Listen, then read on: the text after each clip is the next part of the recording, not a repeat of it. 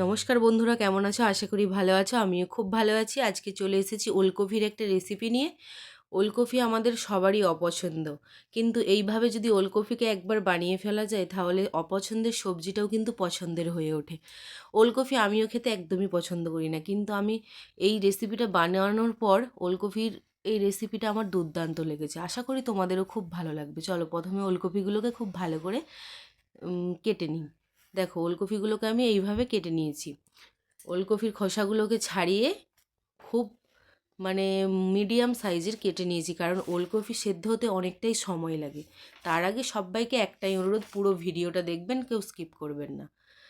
ভিডিওটি ভালো লাগলে চ্যানেলটিকে সাবস্ক্রাইবার করে ভিডিওটা লাইক কমেন্ট শেয়ার করতে ভুলো না। আর এখানে আমি একটা বড় সাইজের আলু নিয়েছি। আলুটাকে ডুমো ডুমো করে আমি কেটে নিয়েছি। আলুটাকে ডুমো ডুমো করে এখানে কেটে নিয়েছি, খুব একটাই নিয়েছি আলু বড় সাইজের। এবার আমি আলু আর ওলকপির এই রেসিপিটা বানাবো। প্রথমে আমি ওলকপিগুলোকে একটু সেদ্ধ করে নেব, কারণ ওলকপি সেদ্ধ হতে অনেকটাই সময় লাগে। হালকা জল দিয়ে আর একটু লবণ দিয়ে ভালো করে আমি ওলকপিটাকে ভাপিয়ে নেব, তাহলে খুব তাড়াতাড়ি তরকারির মধ্যে ওলকপিটা সেদ্ধ হয়ে যাবে। কিছুক্ষণ এটাকে সেদ্ধ করে নেওয়ার পর আমি জলটাকে থেকে এক একটা করে ওলকপি তুলে নিয়েছি। নিয়ে আমি কড়াইটা গরম করতে বসিয়ে দিয়েছি। এখানে কড়াইটা গরম হয়ে এসেছে। কড়াইয়ের মধ্যে আমি সাদা তেল দিয়ে দিয়েছি। তেলের পরিমাণটা একটু বেশিই দিয়েছি। তারপর আলুগুলোকে তেলের মধ্যে দিয়ে আমি ভালো করে ভেজে নিয়েছি। এইভাবে একবার ওলকপির এই রেসিপিটা বাড়িতে বানিয়ে খাবেন। যারা ওলকপি খেতে পছন্দ করে না তারাও কিন্তু ওলকপি এই রেসিপিটা খুব সহজেই খেয়ে নিতে পারবেন। তারপর আলুটাকে আমি হালকা ভেজে নেব, লবণ আর হলুদ দিয়ে হালকা আলুটাকে ভেজে নিয়েছি। আলুগুলো এবার আমি তুলে নেব।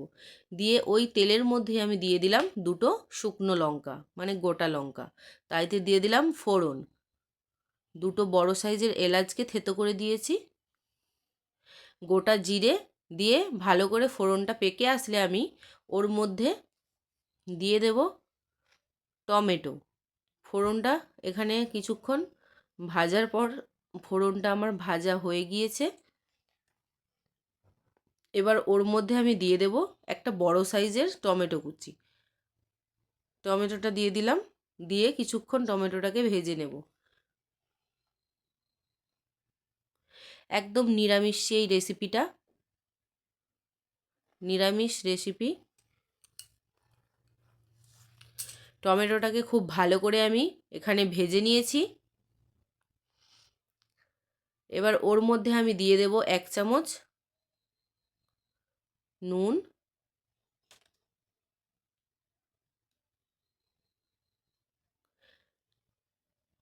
তারপর দিয়ে দিলাম ভেজে রাখা আলুগুলো।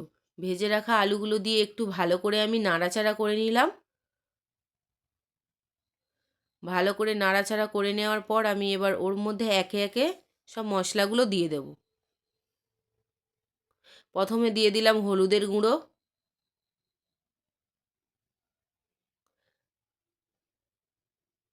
তারপর দিয়ে দিলাম ওলকপিগুলো, দিয়ে সেদ্ধ করে রাখা সেই ওলকপিগুলো খুব ভালো করে ওলকপি আর এই আলুটাকে একটু নাড়াচাড়া করে নেব। ওলকপিটা কিন্তু আমি খুব সেদ্ধ করিনি, হালকা সেদ্ধ করেছি। আগে একটু সেদ্ধ করে নিয়েছি, কারণ ওলকপি সেদ্ধ হতে অনেকটাই সময় লাগে। তার জন্য আগে থেকে একটু সেদ্ধ করে নিলে তরকারির মধ্যে খুব তাড়াতাড়ি রেসিপিটা তৈরি হয়ে যাবে। এবার ভালো করে আমি এটাকে নাড়াচাড়া করে নিলাম। নিয়ে এবার ওর মধ্যে দিয়ে দেবো জিরে বাটা আর লঙ্কা বাটা। আমি এখানে লঙ্কার গুঁড়ো ব্যবহার করিনি, বাটা লঙ্কাটা ব্যবহার করেছি। শুকনো লঙ্কাকে মিক্সির মধ্যে আমি পেস্ট করে নিয়েছি। আর ওর সাথে দিয়ে দিয়েছিলাম একটু সামান্য পোস্ত। দিয়ে ওই মশলাটাকে আমি এবার দিয়ে ভালো করে একটু হালকা জল দিয়ে কষিয়ে নেব। কিছুক্ষণ এটাকে রান্না হতে দেবো। দেখো, কিছুক্ষণ পর আমার মশলাটা কষানো হয়ে গিয়েছে। এবার আমি ওর মধ্যে দিয়ে দেবো সামান্য একটু জল।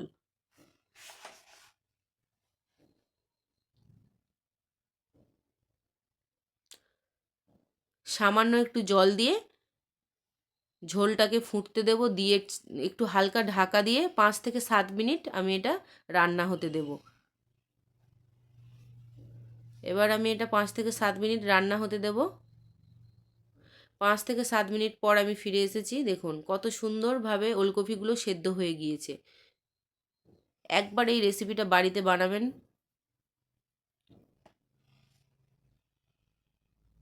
বাচ্চারা ওলকপি খেতে চায় না, কিন্তু একদম অনায়াসেই খেয়ে নেবে ওলকপি এই রেসিপিটা। এবার আমি ওর মধ্যে দিয়ে দেবো 1 চামচ ঘি।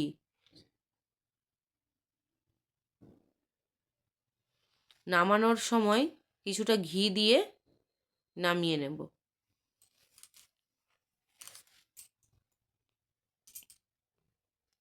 দিয়ে হালকা একটু নাড়াচাড়া করে নিলাম।